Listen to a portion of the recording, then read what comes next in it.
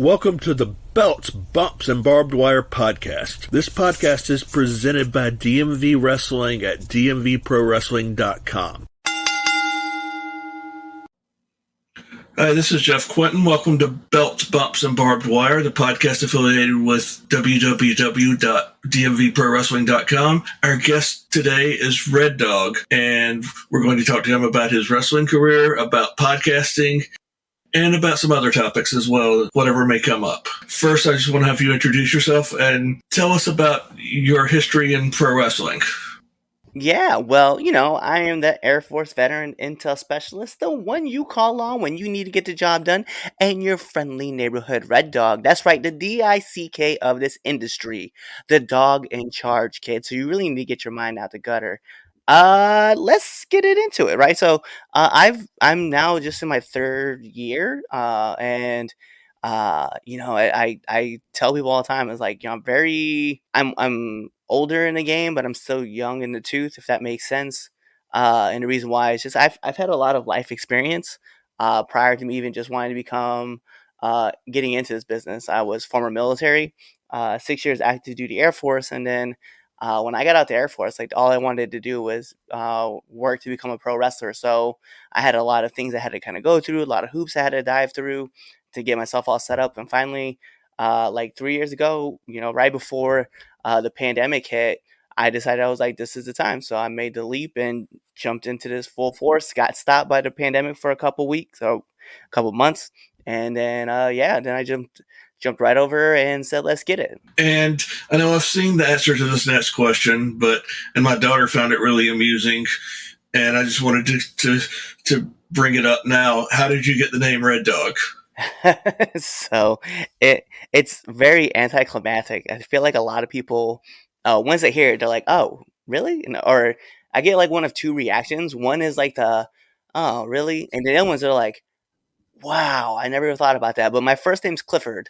That is my shoot name, and a lot of people get thrown off all the time because they feel like there's like some deeper meaning to the name Red Dawg. I'm like, no, it's just that my name is Clifford, like Clifford Big Red Dog, and that's how I put it all together. So I used to get made fun of about it all through like elementary school and was being bullied, and then going into junior high school.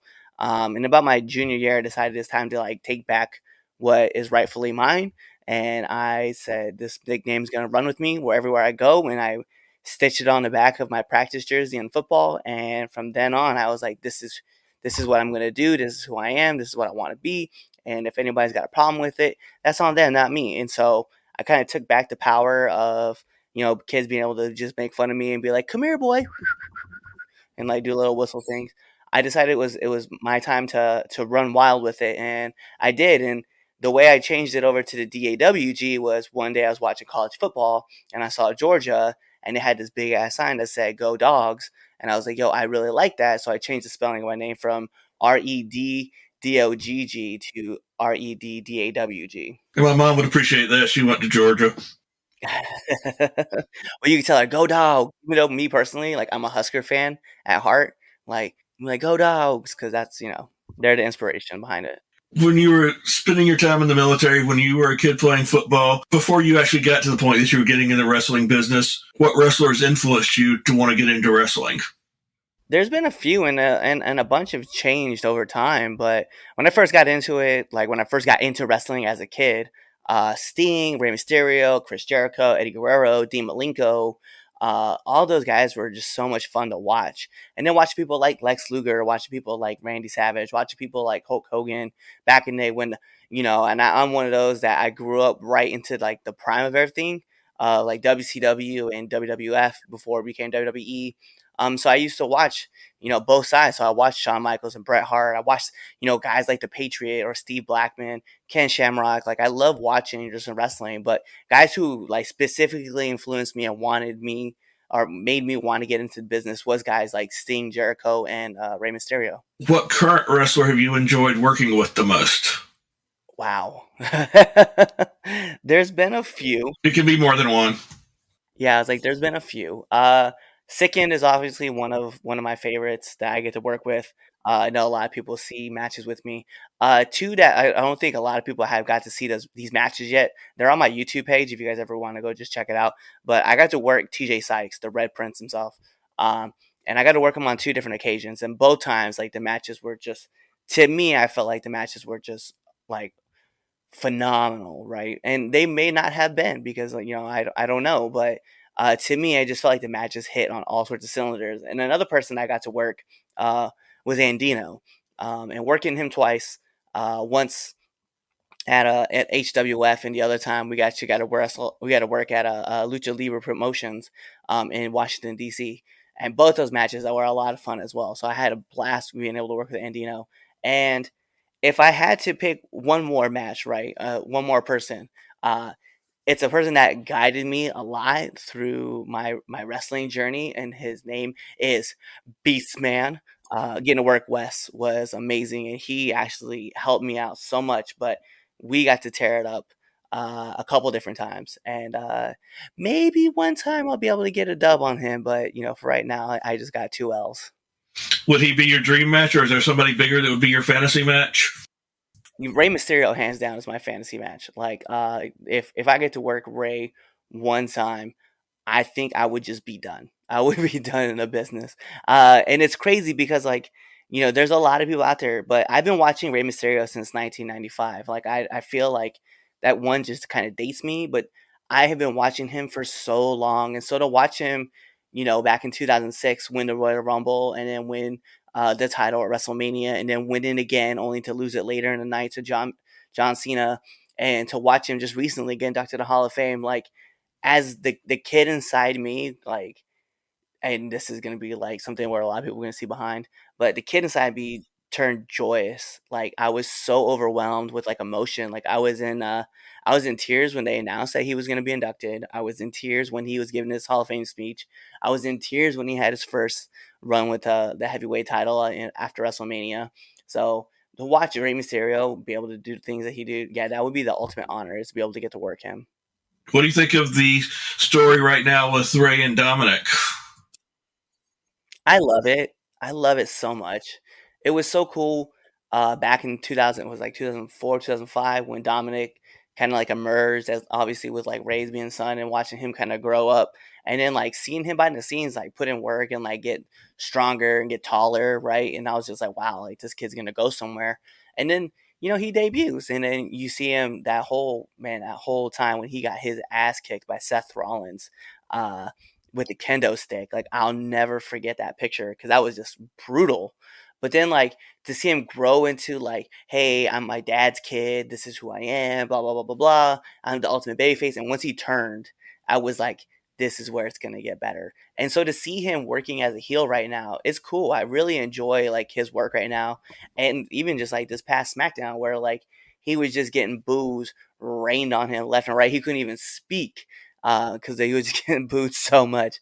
I was so happy for him because I was like, you know what, like this is everything that any good heel would want, and he gets all the boos, and like they drown him out, and that's awesome.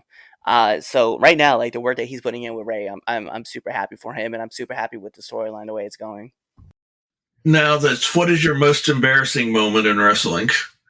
Oh man, I I don't know. I have a couple of them.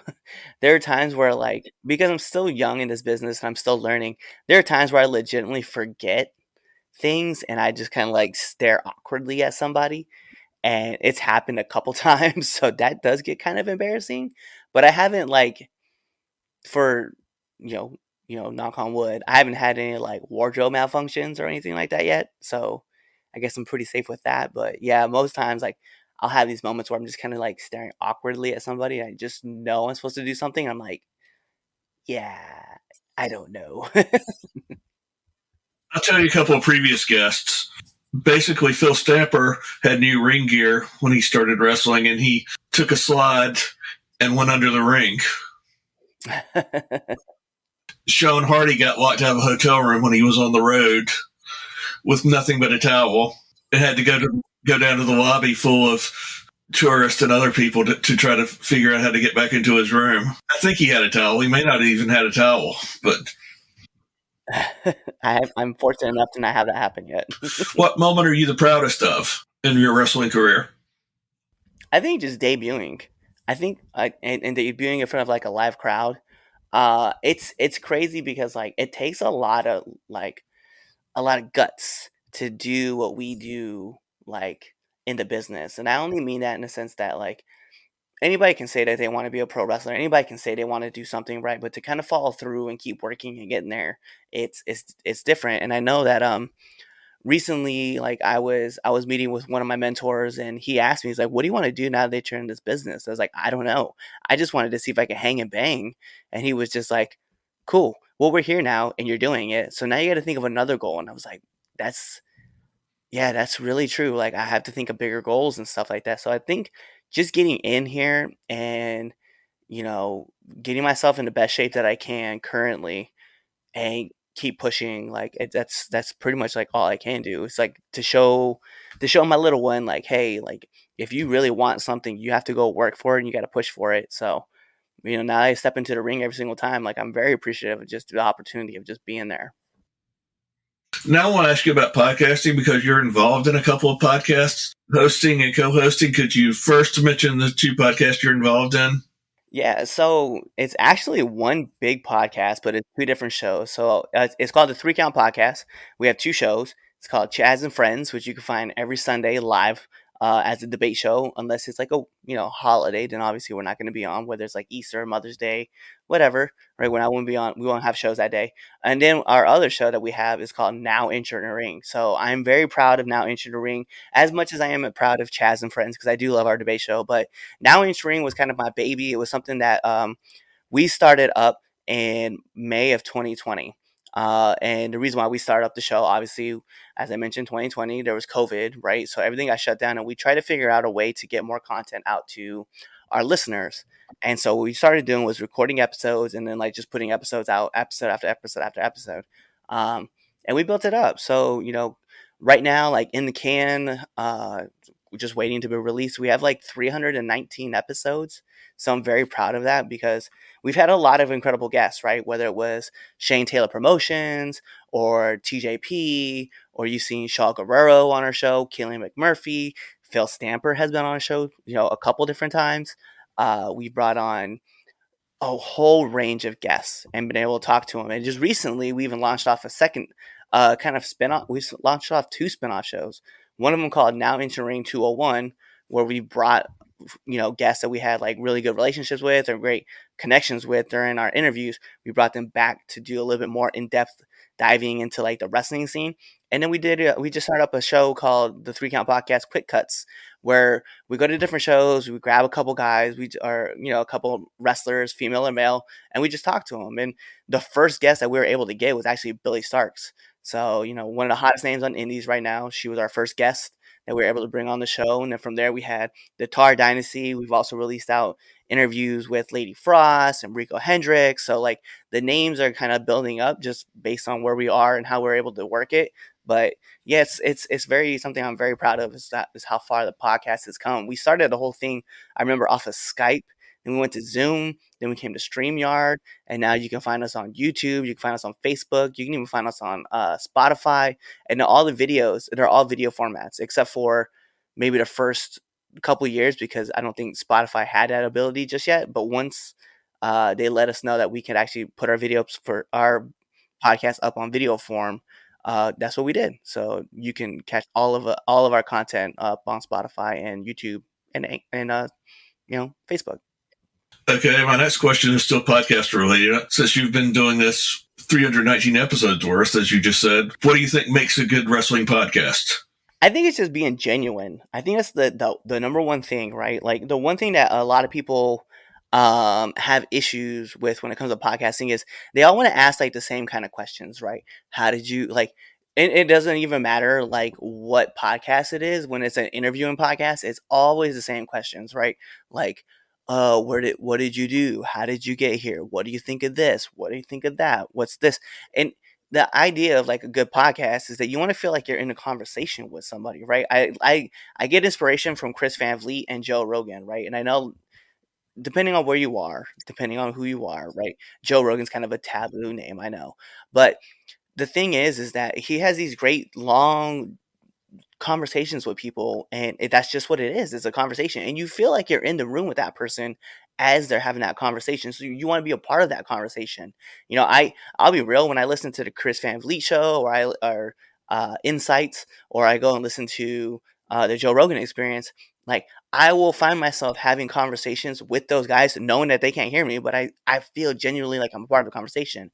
So I strive really hard in my podcast to have those conversations with guys and draw that out of them, because one, I am who I am. Whether you meet me behind the scenes or you meet me like out in public, right? It doesn't really change. Like, that's not who I am unless I'm in the wrestling ring. Then that character is a whole different character. But when you come and talk to me, like, I present myself the same way, regardless.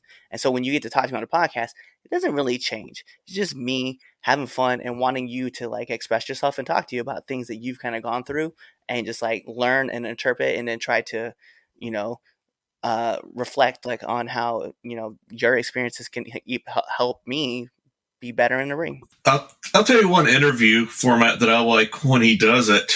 I'm really not a fan of the classic Howard Stern where he's just crude and vile and everything. I'll listen to that to a certain point, but I like when Stern does his interviews with people, like the one he did with Bruce Springsteen that ended up on HBO recently.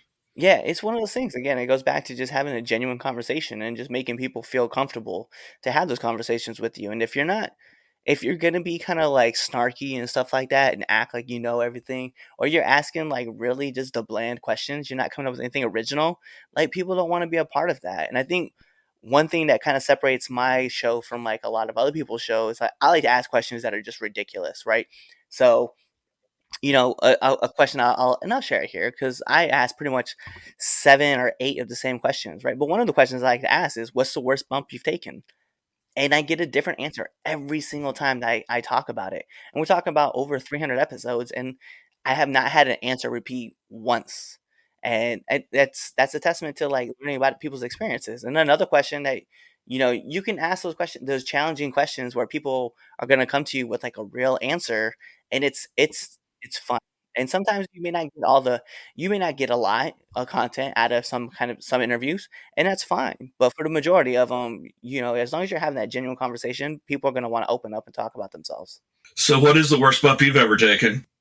Uh, I've been fortunate that I haven't taken any really bad bumps yet. I think the biggest bump I've taken was actually recently. I took a bookend from Andino, and it was a night that my friends were in the crowd, so I wanted to go over the top with them, and I did, and I ended up like straining some muscles in my back. So it was like pretty rough to go like to the gym and try to lift, because like I had jumped so high and slammed so hard on the ground that, like, yeah, I knew it too. The moment I hit, I felt everything kind of pull, and I was like, oh, and I rattled myself a little bit. The good thing was is I was keeping my chin tucked, but I could feel like everything inside my body was just like, yeah, we shouldn't jump that high again. Back more to podcasting. You named Joe Rogan and Chris Van Vliet. What other podcast, wrestling and otherwise, do you listen to regularly? So one of my other favorite podcasts I like to listen to is it's I gotta look it back up because it's been a little bit since I've checked it out. But I was listening to one. It's actually like a true crime one, and that's actually been a lot of fun to listen to. And the reason why is because it helps with the Innocence Projects, which is definitely like massive to me. About especially when we get to hear people talk about like their stories and like why they should be found innocent, right? So if you guys are wondering, the podcast is called the Wrongful Convictions Podcast. Is definitely one of my favorites. And then I like to listen to Oral Sessions. Again, it goes back to that whole open up, have a full conversation with people, and it's really interesting to hear Renee talk about just life with people and just like be open about it. So yeah, those would be my two big ones outside of mine and the Joe Rogan Experience, and even Insights. Let's get to some questions that are non-wrestling related now. What's your favorite food? My favorite food is enchiladas. I tell everybody, it doesn't matter the flavor. Like, as long as it doesn't have pickles, onions, or not onions, pickles, coconut, or like some other unnecessary thing like anchovies, it's gonna be delicious. And what is your favorite drink? Uh, Alcohol or not alcohol? Either or both. Okay. Alcohol wise is definitely Terramana tequila right now. So yeah, I'm like out here supporting the Rock. There's your free plug, Dwayne. Next time it's gonna cost you. And after that, it's pretty much like a who's who's list of things I like to drink. When I'm not sponsored by them, but shout out to Monster for coming out with a Red Dog hydro flavor. I don't know how they came up with the name, but it's definitely spelled the same way that I spell my name. And then Monster Spark currently because I'm a big fan of like raspberry lemonade flavors. I don't know why, but yeah, so those would be my two outside of that. And your favorite band or musical group? There is a ton. I'm a music junkie. I can't front. I was just like earlier today, I was listening to Public Enemy. And then when I'm in the gym, it's usually like a mix of like Outkast and Megadeth or Pantera, or even if I wanted to be like more relaxed, I'll listen to things like I don't know, Garth Brooks, Clint Black. So it's a mix of a lot of different music. So I can't really pick one. But currently, the Creed 3 soundtrack is like massively like in my playlist and it's been playing a lot. And in fact, that whole album is just so good by Dreamville. So if anybody hasn't checked it out yet, please go check out the Creed 3 soundtrack because it's really good from top to bottom. And your favorite vacation spot? Hawaii, hands down. I lived there for 5.5 years. It was a great time to live on the island of Oahu. Anytime that I get to show love to the island is definitely necessary, especially with all the stuff that's going on the island right now that people aren't talking about. Uh, but I definitely want to throw a whole bunch of love out to the islands because the islands gave me nothing but love and showed me all the best things that came out of there for me came from the islands. So I definitely want to continue to show my love and support to the islands of Hawaii. Were you at Kinea? No, I was in Joint Pearl Harbor. Yeah, over on Hickam. Okay. And what was the last book you read? So currently I'm still actually reading a book, and it's actually the essentials of strength and conditioning. One thing that I think a lot of people don't know is that I am a personal trainer, but I am actually working to become a strength and conditioning coach, and so I'm currently like reading my strength and conditioning book to go work for my certification. Now, if you want to talk about stuff that's for leisure, uh, yeah, I think the last book I read was probably like Breaking Dawn, like the Twilight series book, and that was like years ago. We talked about your debut was your proudest moment. Do you remember much about that match and who the match was against and what happened? Yeah, so it was at C3W. It was a taped show. It was against Big Trouble Ben Bishop, and it was pretty much like a glorified squash match. So I actually jumped Big Trouble Ben Bishop, and then from there, like I just worked his leg and just try to like continue to like beat him down, only to be unsuccessful in my debut at C3W. But yeah, that was my debut. That was my first match, and actually, I think it's on my YouTube page. So if you guys want to go check that out, you guys definitely can. I give you guys the links at the end of the show. Yeah, I'll give you a chance to run down all your personal socials at the end and any events you have coming up. So what did you want to be besides? Did you always want to be a wrestler when you grew up when you were a kid, or was there something else that you wanted to be? In my life, like I had like a lot of different aspirations of things that I wanted to be. When I was like young, I wanted to be a professional football player. Then I wanted to be a professional basketball player, and I just never stopped growing past 5'9", so I realized that that dream was dead. Then I was an amateur wrestler, and I thought that maybe I could have what it takes to, you know, make it to college and possibly further getting into like the Olympics. That never happened. But I kept working and pushing for it.